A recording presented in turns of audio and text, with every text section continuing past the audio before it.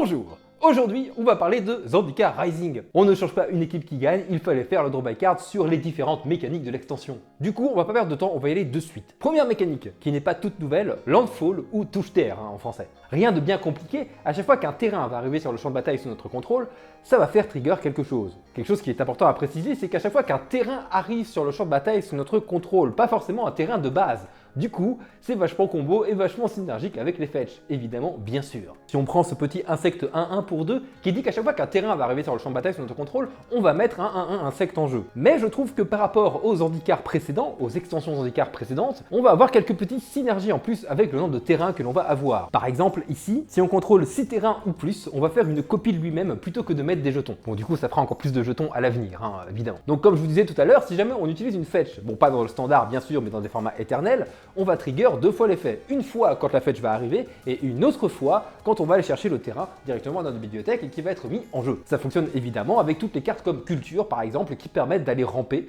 d'aller chercher un terrain dans notre bibliothèque et de le mettre sur le jeu. C'est certes une mécanique qui n'est pas toute neuve mais qui a beaucoup plu à l'époque des premiers Zendikar. Du coup je suis assez content de le retrouver. What? Suppression récente, non. Deuxième mécanique, le kick ou kick en anglais.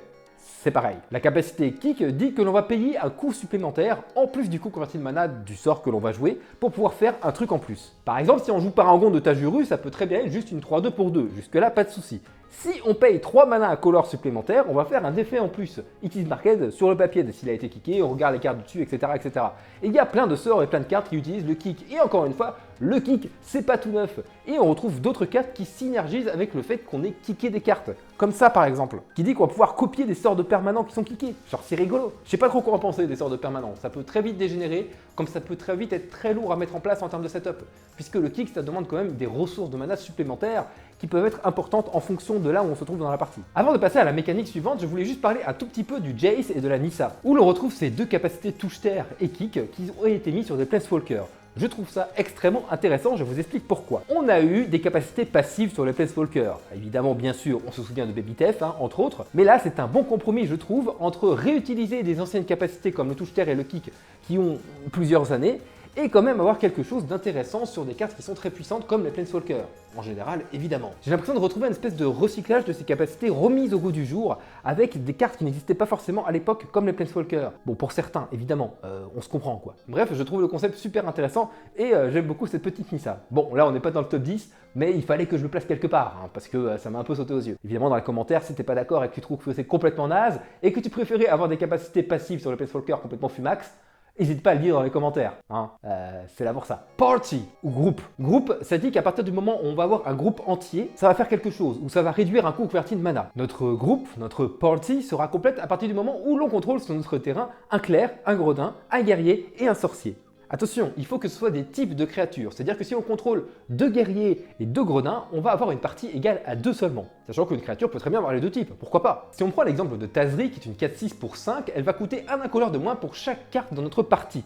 Donc par exemple, si on contrôle un gredin et un sorcier, elle ne coûtera que 3, que 5 moins 2, 3. Elle va elle-même permettre d'aller chercher des cartes pour rajouter à notre groupe. Je sais pas trop quoi en penser. Est-ce que dans le format standard, ça va être possible de pouvoir composer une party, un groupe, de manière efficace et surtout en termes de temporisation qui soit pas trop long à mettre en place? En Commander, ça peut être quelque chose d'intéressant parce qu'on a quand même des gredins qui sont sacrément intéressants, des guerriers, on n'en parle plus, qui sont plutôt fumés, et en plus on retrouve ça un peu dans toutes les couleurs. Dernière petite mécanique, la carte flip, recto verso, pile ou face. À pile tu perds, à face je gagne.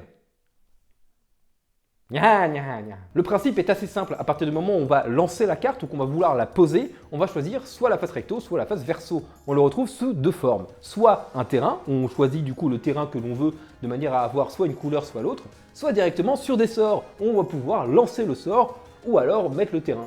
Évidemment, on ne peut pas dire je mets le terrain et après je lance le sort, ça ne marche pas, il va falloir faire un choix au moment où ça se lance. Je trouve ce concept vraiment sympa parce qu'on continue d'équilibrer un petit peu la base de mana pour le standard par exemple, sans pour autant pouvoir complètement jouer pentacolore à longueur de temps. Et bah ça stabilise encore les bases de mana en Commander. Le fait de devoir faire un choix au moment où on va mettre notre carte, au moment où on va mettre notre terrain sur le champ de bataille, je trouve ça vraiment intéressant stratégiquement pour plusieurs raisons.